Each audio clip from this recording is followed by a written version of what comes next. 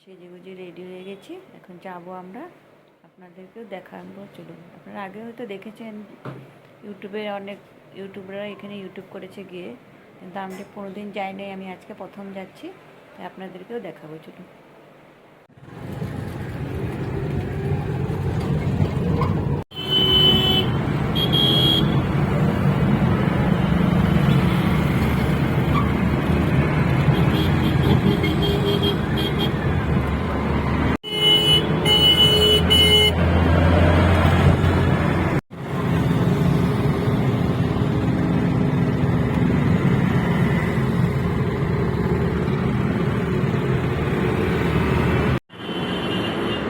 আমরা এসে গেছি, দেখুন, এটা হলো ফেরিঘাট, ব্রহ্মপুত্র নদী। এখন আমরা ফেরিতে করে নদীর ওই পারে যাব। এখানে একটা শিব ঠাকুরের মন্দির আছে, উমানন্দ, কোনোদিন যাইনি, আমি এবার প্রথমেই যাচ্ছি, দেখি গিয়ে কিরকম আপনাদেরকেও দেখাবো। এটা হলো টিকিট কাউন্টার, টিকিট কাউন্টার থেকে আমরা টিকিট কেটে নিয়েছি। দেখুন, এখানে সবাই দেরি হলে এখানে সবাই বসে। এখন ফেরি আসবে, ফেরিতে উঠে যাব।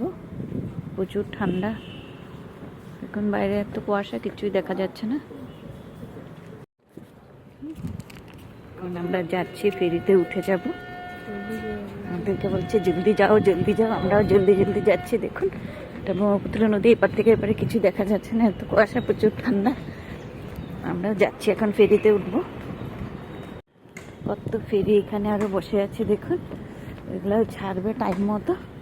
এখন নদীর জল দেখুন কিরকম টকবক টকবক করছে, প্রচুর ঠান্ডা লাগছে বন্ধুরা, আপনারা বুঝলেন না, এত ঠান্ডা।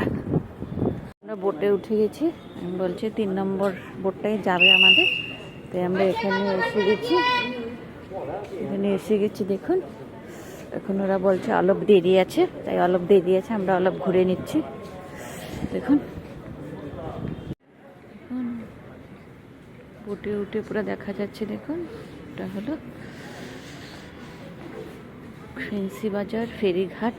এখানে আসতে হলে ফেন্সি বাজারে আসতে হবে, এখান থেকে ফেরি ধরে তারপরে আমিনগাঁও যেতে হবে। আমিনগাঁও না বন্ধুরা, সরি, উমানন্দ। ওই যে দেখুন দেখা যাচ্ছে, এখান থেকে কুয়াশায় কিছু দেখা যাচ্ছে না।